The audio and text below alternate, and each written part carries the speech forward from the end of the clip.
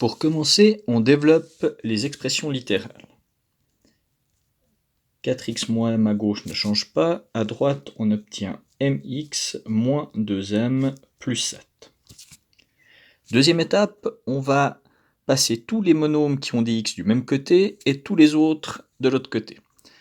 Comme on a mx à droite, on va passer tous les monômes qui ont des x à droite. On obtient donc mx, 4x devient moins 4x. De l'autre côté, moins m plus 2m, on obtient m, et le plus 7, en changeant de côté, devient moins 7. Troisième étape, on va mettre x en évidence. Voilà, on obtient x fois m moins 4, et de l'autre côté, m moins 7. Maintenant, une fois qu'on est là, on aimerait diviser par m moins 4 de façon à obtenir x égale une expression qui dépend de m. Le problème, c'est qu'on ne peut pas diviser par 0. Donc si m-4 égale 0, on va se trouver dans un cas particulier.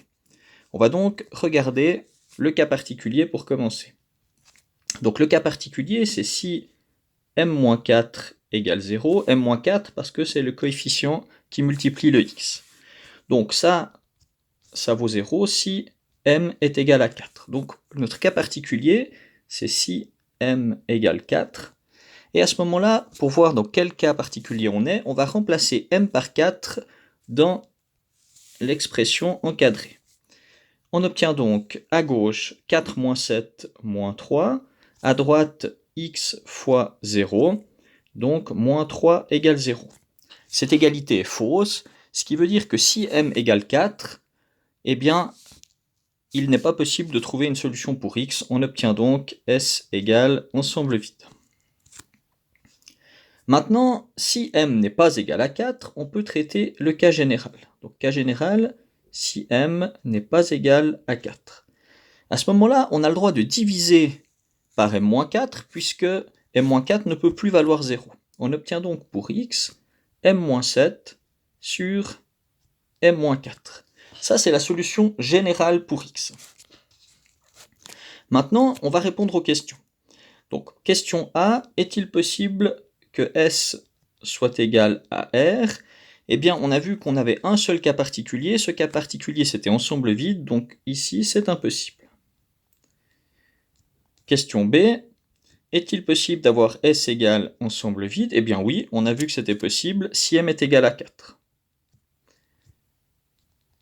Maintenant, on répond à la question C. À la question C, on nous demande s'il est possible que S soit égal à 8. Donc, c'est-à-dire, est-ce qu'il est possible que 8 soit solution de l'équation? Alors, pour ça, on va donc remplacer x par 8 et regarder si on trouve un m qui correspond à x égale 8. Donc, on va reprendre l'équation encadrée tout en haut. On a donc m-7 qui doit être égal à 8 fois m-4. On développe cette expression. m-7 est égal à 8m moins 32. On va isoler le m.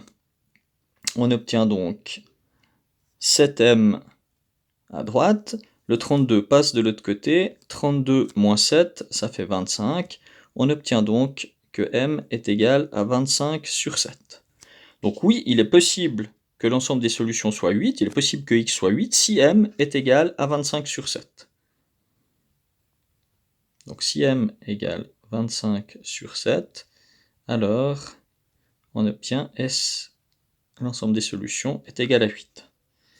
Et dernière question D, est-ce qu'il est possible que l'ensemble des solutions soit moins 1? On va effectuer de la même façon. On résout l'équation m-7 est égal à moins 1 fois m-4. Multiplié par moins 1, ça va donc changer les signes. On obtient m-7 qui est égal à moins m plus 4. On obtient